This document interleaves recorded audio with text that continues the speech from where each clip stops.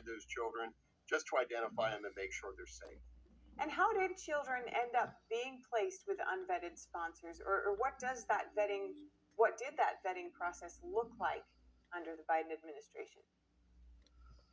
So the Department of Health and Human Services Office of Refugee Resettlement was given the authority to shelter those children and place them with sponsors back in 2002 when the Department of Homeland Security was stood up. But there really wasn't a lot of discussion about, whether they should do this or how they would do it. And unfortunately, the law doesn't really have a whole lot of follow-up after the fact, after those children are sheltered and then placed with sponsors to find them. It's the biggest defect in the system. And it's been a defect that's been in the system since 2002 and certainly since the law was amended in 2008. And so, a number of ad hoc processes were created, subsequent to try to, keep track of those kids. But the biggest issue was that, under the first Trump administration, they would fingerprint all the adults in the house. If the sponsors were here illegally, and probably a majority of them were, they would be placed into removal proceedings so we could keep track of them. All of those safeguards that were put into the system under Trump were largely eliminated under the Biden administration. Back in 2020, when candidate Biden was running for president, he excoriated Donald Trump on the campaign trail for, the fact that these children were being used as, tools and weapons to draw out the sponsors. The sponsors are the ones who paid the smugglers to bring these kids to the United States. They should be in proceedings. We should know a lot about them. And the United States government should never leave a child with someone that they aren't 100% sure is fit. But if you take a look at the DHS press release, you'll see that one of the sponsors of those children was subsequently convicted for statutory rape. Targeted child predators, rapists, and violent criminal illegal immigrants with convictions including sexual assault of minors, rape, child exploitation, and attempted homicide. In total, more than 230 criminal illegal immigrants were arrested. And the State Department designated 4 left-wing groups based in Europe as foreign terrorist organizations. It says the groups use force against those they identify as opponents of their Marxist and anarchist projects. Daniel Monahan, NTD News. Thank you, Daniel. And after a series of public disagreements between Congresswoman Marjorie Taylor Greene and President Trump, the leader of the Republican Party has announced he'll no longer endorse the Georgia representative. In a Truth Post Friday night, Trump accused Greene of going far left.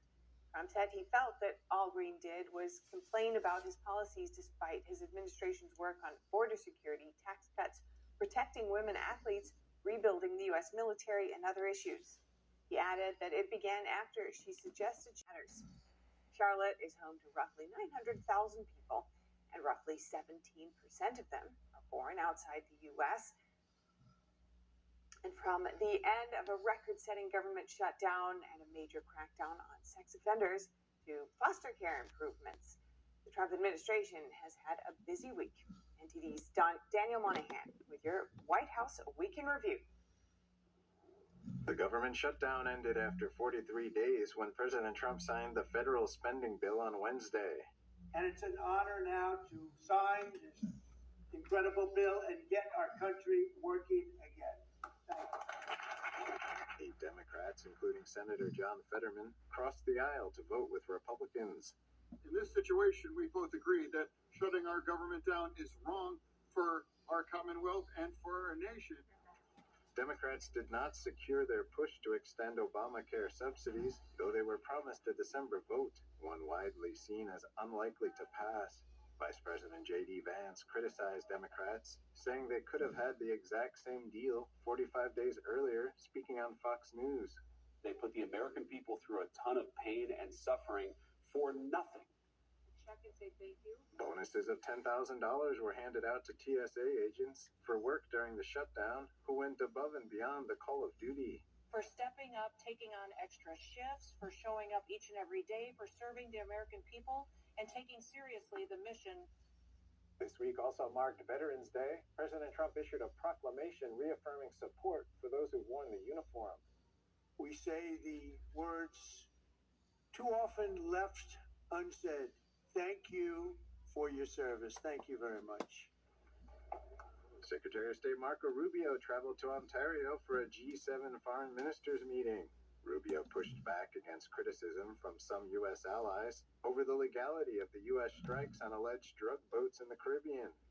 I do find it interesting that all these countries want us to send, and supply, for example, nuclear-capable Tomahawk missiles to defend Europe. But when the United States positions aircraft carriers in our hemisphere where we live, somehow that's a problem. President Trump signed an executive order to improve America's foster care system. All of this has been made possible by Melania's incredible devotion to America's youth. This small spark today will ignite a profound and lasting nationwide movement. The measure is billed as empowering youth transitioning out of foster care with the tools they need for independence and success. The Bible tells us that one of the measures of any society is how it cares for vulnerable children and orphans. The President and the First Lady enjoy a moment of rest after a hard day's work, taking in the sounds of the Marine Band.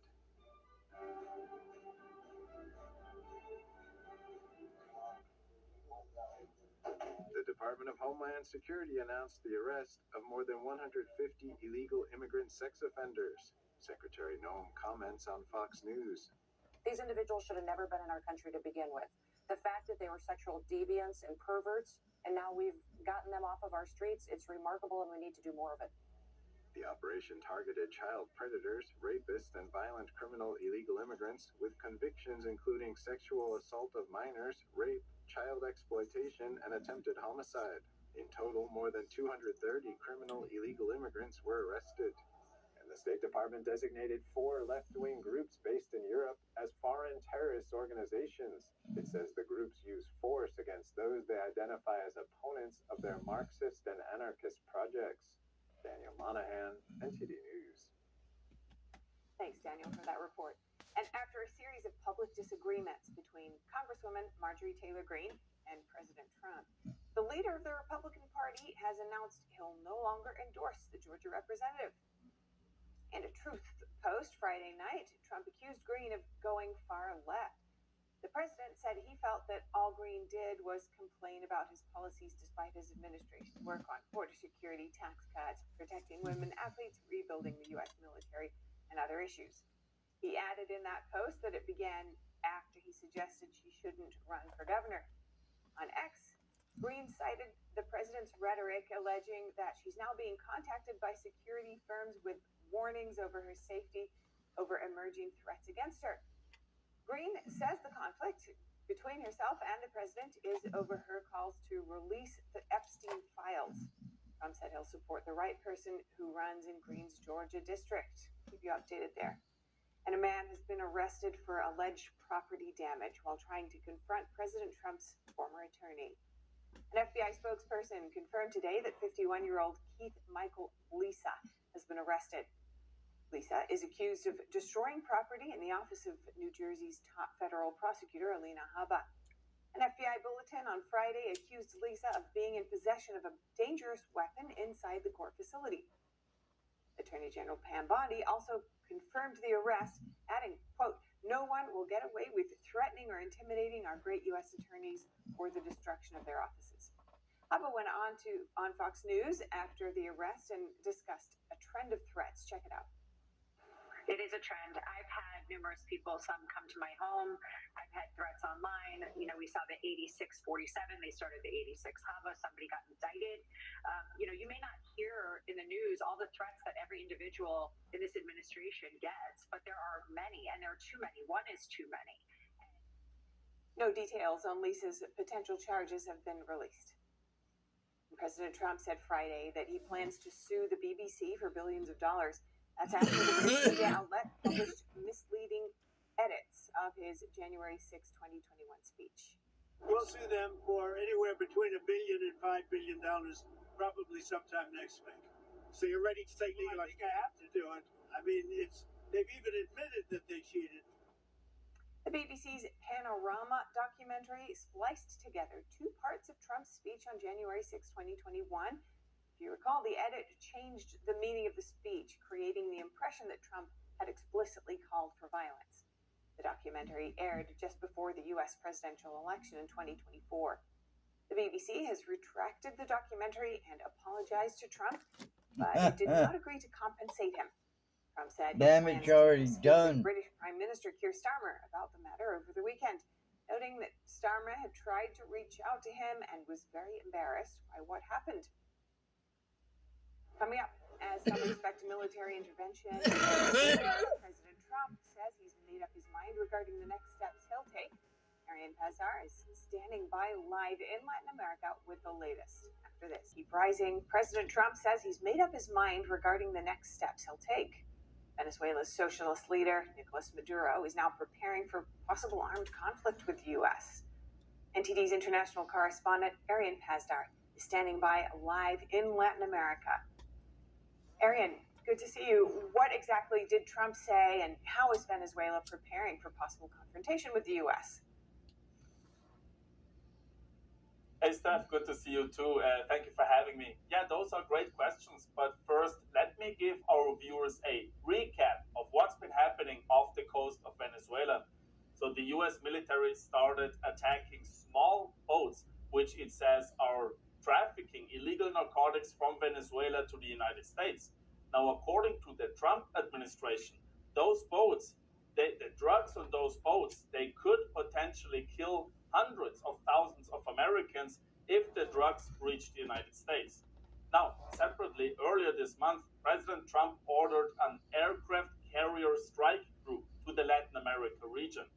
This now brings the total number of U.S. soldiers in the region to 12,000.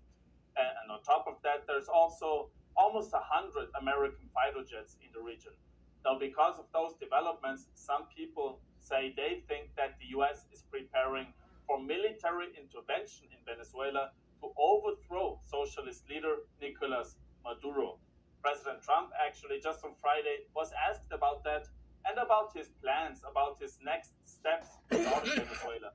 Let's take a look at what President Trump said. I sort of have made up my mind, yeah. I mean, I can't tell you what it would be, but I sort of made up my mind. What do you say to some of your supporters who might not be excited about another foreign campaign? Well, we'll see what happens. I mean, I can't tell you what it is, but we made a lot of progress with Venezuela in terms of stopping drugs from pouring in. But we have a Mexico problem. We have a Colombia problem. Meaning Colombia, the country. We're doing very well. Drugs coming into our country are greatly slowed, as you can imagine.